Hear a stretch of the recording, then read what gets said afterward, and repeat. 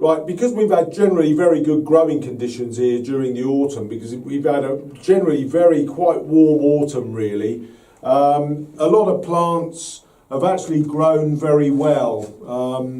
Some of the stellas, some of my younger stellas in particular, have put a lot of growth. Again, this is another one where I've done a lot of stripping out of the leaves, but it's I almost can't keep up with the amount of times I need to strip the leaves off in order to let air get around it. I've done this about 3 times, this plant, but it continues to grow. But the fact that it's now turned particularly as much colder, I think this growth should now really slow up. Now this stella's got quite large. It's about where I would want it to be at this stage.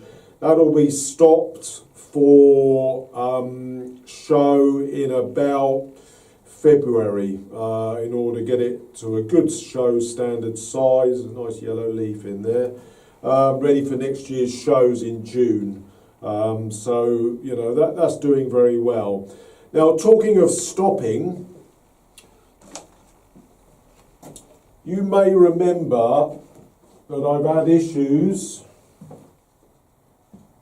with my Regals over the past few years, getting them to show, getting them ready for show in June. I've been stopping them very early, in very early January, giving them something like 22, 23 weeks to show, and they've still been late.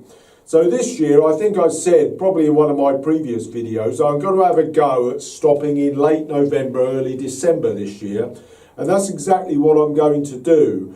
I haven't actually got that many basic Regals that are going to be ready for show next year. I've only got about 6 or 7 for reasons that I'm going to come on to shortly. But I am actually going to tip stop these in the next week or 2. Now I actually go on holiday in just over 2 weeks. And so they need to be done before then, really. So I'm going to be doing that. Now, it's ridiculously early, and I've no doubt that these plants will probably therefore flower ultra early, but I've not been able to present many to show at all in recent years due to the fact that they've just been too late.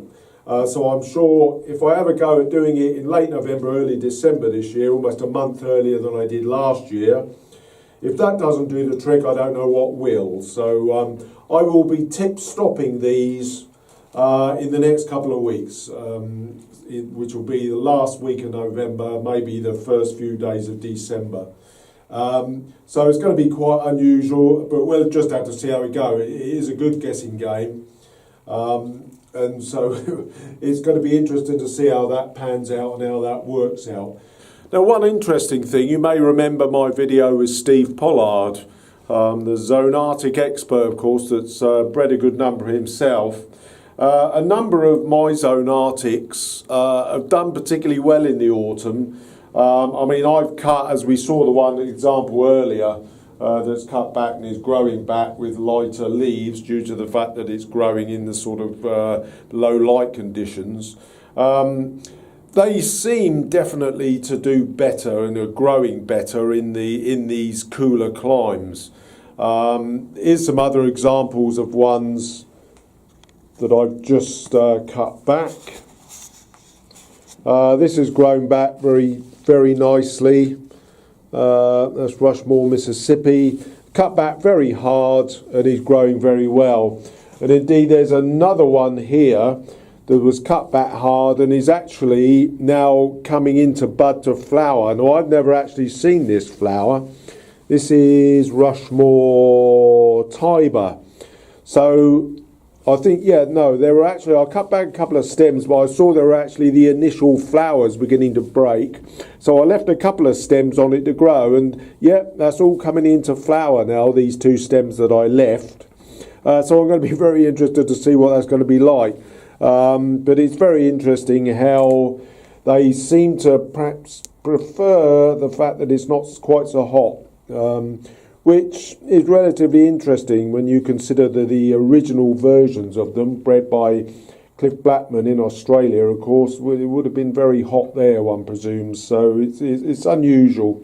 Now I've got a couple of my larger standards here. This is a standard of a tower of roses which has grown up very well. I straightened the stem on that using the method that we used in my example earlier on in the one of the last videos that I did. And I've got a standard here of Phyllis which has grown back quite nicely actually. I put this in a bigger pot and it's definitely responding with a much bigger pot to get its roots into. I probably do need to give that a bit of a shaping stop because it is getting a bit horizontal, so I do need to be a little bit careful with this plant, but it's growing how I want it to grow.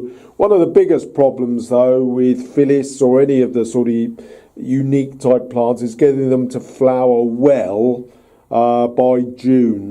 That's always a slight issue, particularly with Phyllis. So whether I'm going to be able to get that into bloom for a June show is perhaps debatable. Right, now with regard to my young standards that we've been going through with the process of straightening the stems, they have actually grown on quite nicely, but I've decided to, for reasons that I'm going to talk about in a moment, I've decided to keep them in the relatively smaller pots, the 3.5 inch full pots. This one on its own is actually growing up quite nicely, relatively straight on its own accord, and it's like a lot of my Robin Louise Stellas. They've actually grown very strongly in the autumn. They've obviously enjoyed the conditions. Often Stellas, particularly in the spring, get chronic red leafing from the stress which I showed you with that dwarf zonal earlier on. But I've had no sign of it on the Stellas this year yet. You often get it in the spring, perhaps not. It's not so much an autumn issue, but that one's growing very well, and I'll let that grow on. Now, something that I did do, there's one of the ones that's been straightened with the stick. I will leave that stick on there. I won't take that off for the time being. There's no real need to do it. Now, something that you can do, sometimes you will get a good supplementary stem. Let's lose that leaf so you can see. Oops, I'll pick that up in a moment. Sometimes you will get almost a straight stem coming from a break. And this main stem that was growing out here, I've actually cut off because I will entice that to become the main stem. Because it was so bent and buckled, it was almost too much. So what I've done, as I said, I've just literally cut that off. The only reason I've cut it out a little bit from the base was because the plant was a little bit wet. So I didn't want to fear that rotting down onto the stem. So I'll wait for the plant to completely dry out before I literally slice that right neat up against that other stem that's growing up.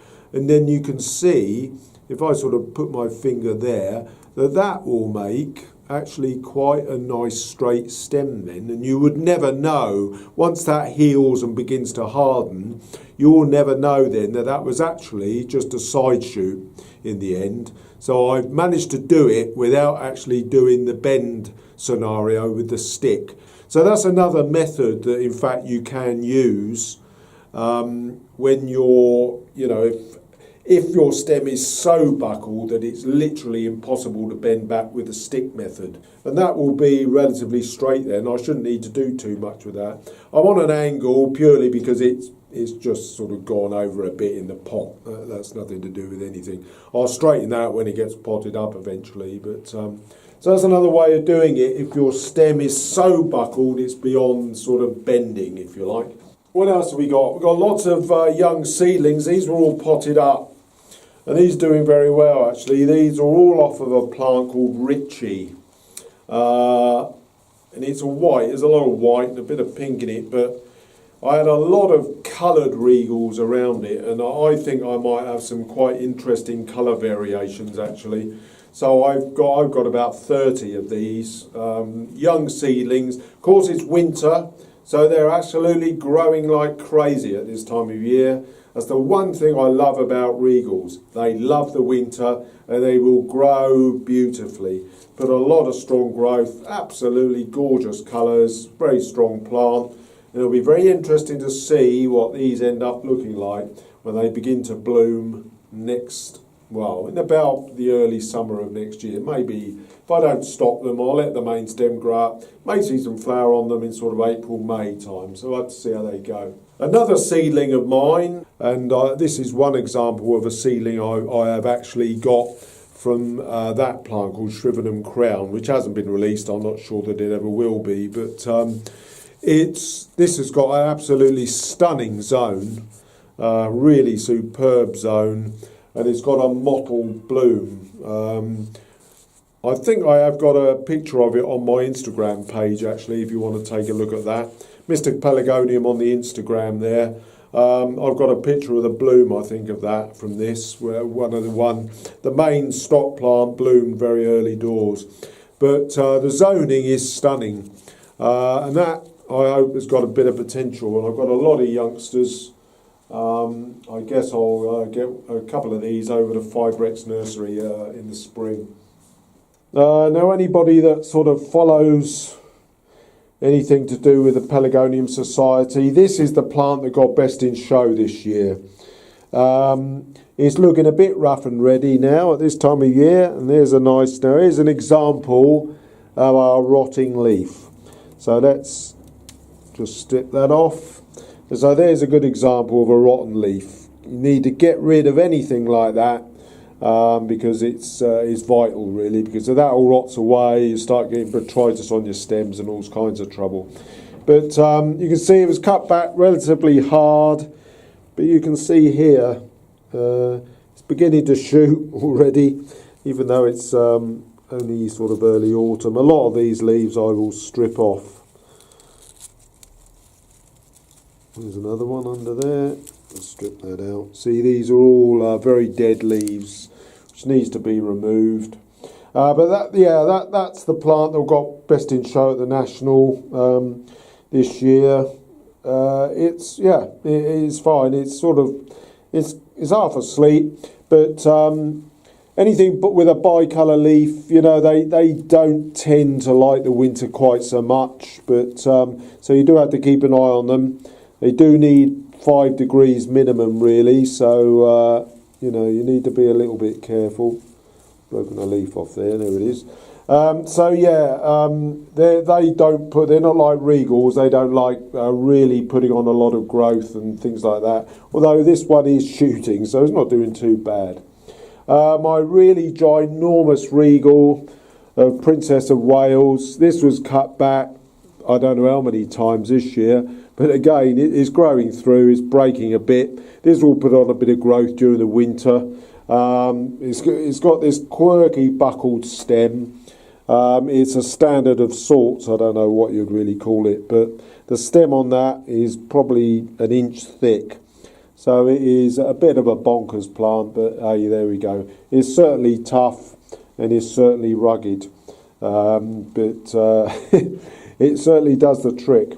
Okay, so that's it for now. Just a little bit of a view around my greenhouse and what's going on there. I'm going to do a separate video, I think, because I'm probably pushed for time, just about what I'm going to be doing over the next couple of months. So I'll give you another separate video on that following this one. So keep your eye out for that. So I'll see you in a bit. Goodbye.